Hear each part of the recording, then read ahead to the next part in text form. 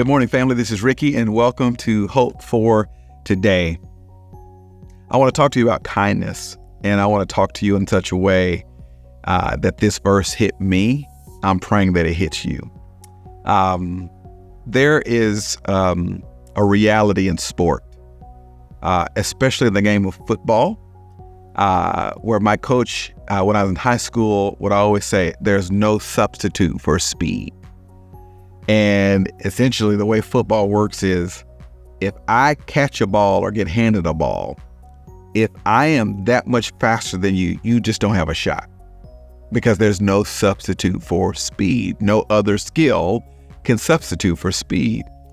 In the gospel, I would say that there's no substitute for kindness. There's no substitute for kindness. There is no amount of vitriol and vehemence that can withstand the power of kindness. And that's what Paul's talking to us about today. Verse 24 of chapter 2, he says, "And the Lord's servant must not be quarrelsome, but kind to everyone, able to teach, patiently enduring evil." I'll be honest, y'all. There's verses where I read and I can't say amen.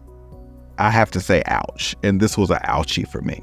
Like, it literally pierced my soul reading over that passage this week. Now, chapter 2, Paul's talking to Timothy about, rightly handling the word, being a vessel for honorable use. And in this last thought of this passage, it's so interesting to me that he ends with the tone of kindness.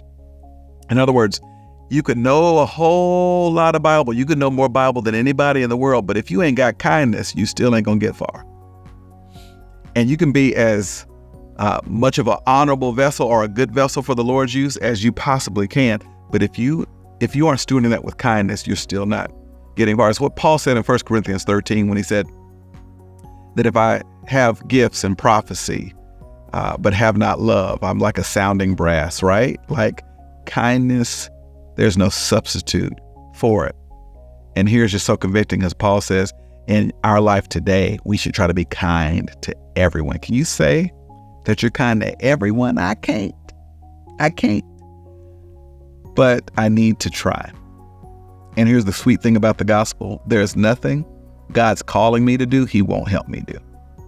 You may have that ornery family member, that curmudgeon of a parent, that hard-headed child, that EGR colleague at work, EGR, extra grace required. And it's just so hard, but maybe Jesus, like you, like myself, is piercing your soul to say, kindness, there's no substitute for it.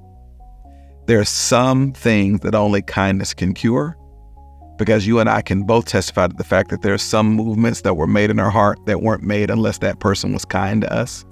And God says, now our opportunity today is to show that kindness to someone else. Amen. That's hope for today. I'll see you next time.